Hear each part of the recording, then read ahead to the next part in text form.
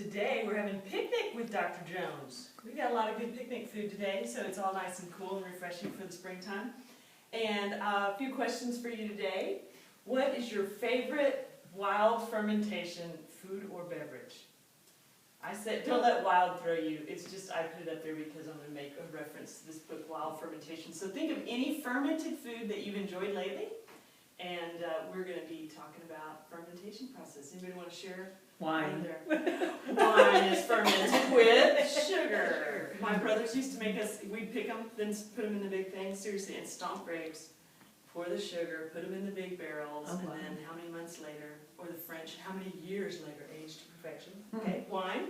What else? Sauerkraut. Sauerkraut. She's got a little German in her. Okay, what else? Any other wonderful fermented foods? Kombucha, the famous one here in Austin, since we've got several startup companies that have kombucha. Buddha's Brew is one of them here in Austin.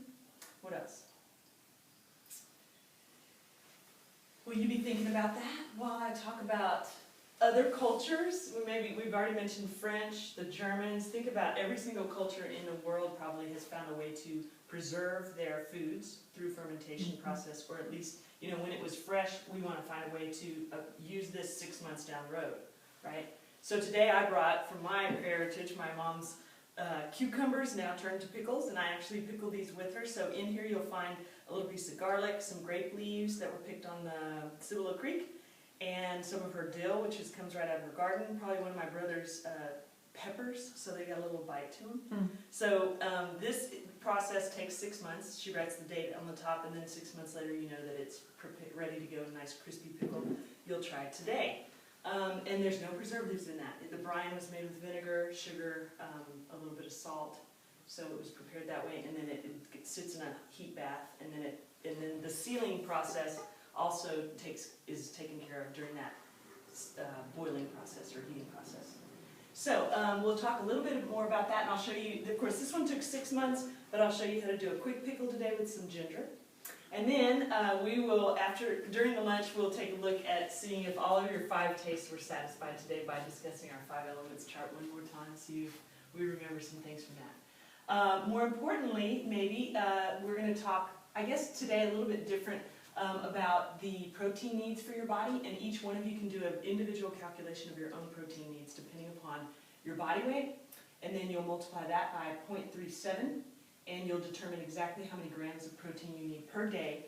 That's if you're just moderate activity. Now, if you're in a healing process, you'll need a little bit more protein from some kind of surgery or something, or if you extend a lot of energy through some type of training for marathons, or even, you know, let's say you increase your walking from 2 miles a day to 5 or 6 miles a day or something. I mean, your protein needs may be dependent upon your level of activity. So protein is very important in the body, and all of your organs, your whole body needs protein to keep its optimal function going on.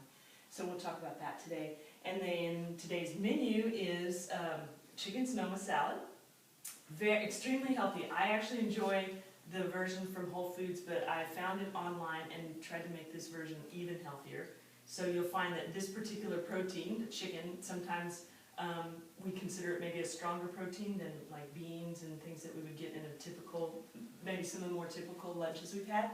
But today this Sonoma salad is combined with grapes and celery, some nuts in there, poppy seed, and a really nice light dressing, which I can share with you as well. We've done another version of a wild rice salad, which I think is kind of fun, cranberries and mint, and it takes on a kind of light flavor. And then Donna Lynn, I think she needs to talk about her garden right here. I picked fennel this morning and radishes, and we made a raw salad with apple, fennel, radish, and a little lime squeezed on it. All right, so that's Donna Lynn's fennel garden salad with apples. And of course I've already mentioned Oma's homemade pickles. I'll just say Oma because that's how my mom is tenderly referred to by her little grandchildren.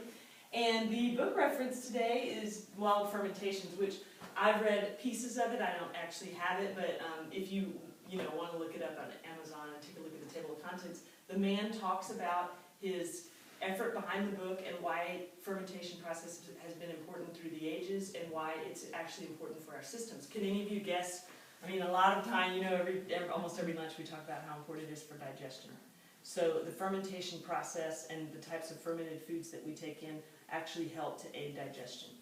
But it's recommended that it's only a small portion of your plate, so maybe 1 or 2 little pickle slices, and then the rest of it will include your good veggies and your protein and your grain, and so we will enjoy.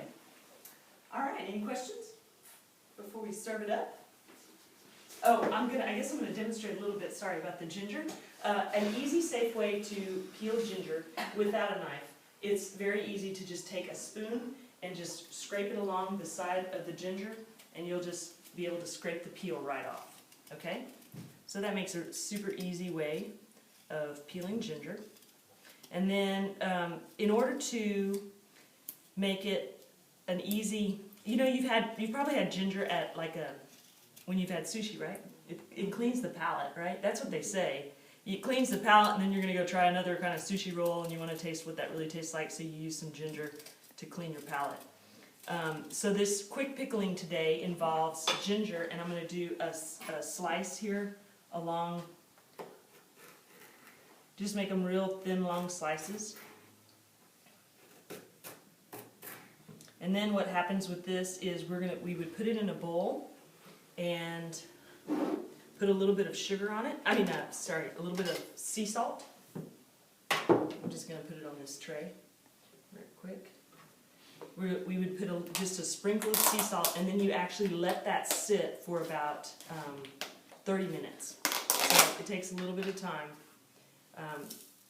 You'll put a little salt on that, let it sit for 30 minutes, and then after that you wash the salt off, and you put about a tablespoon of brown rice vinegar, a tablespoon of sugar, and 2 tablespoons of water, and then you let the ginger sit in that for another maybe 2 or 3 days, because the process needs to kind of get in there and do the pickling with time. So salt, time, those are obviously big factors or ingredients or the process for pickling things. And that's a little bit quicker pickling. You can also use ume plum vinegar over, we've done onions in here before, just different smaller pieces of vegetables, but the idea is to give every vegetable or anything that you're pickling a pretty thin slice if you're going to do a quick pickling, okay? Like for instance these, obviously we stuffed the whole jar with whole cucumbers, but it pickled over 6 months' time. So this wild fermentations, and you can look up other things online about how to pickle things, and just realize that it takes a small little place on your plate, but it's really good for digestion. All right?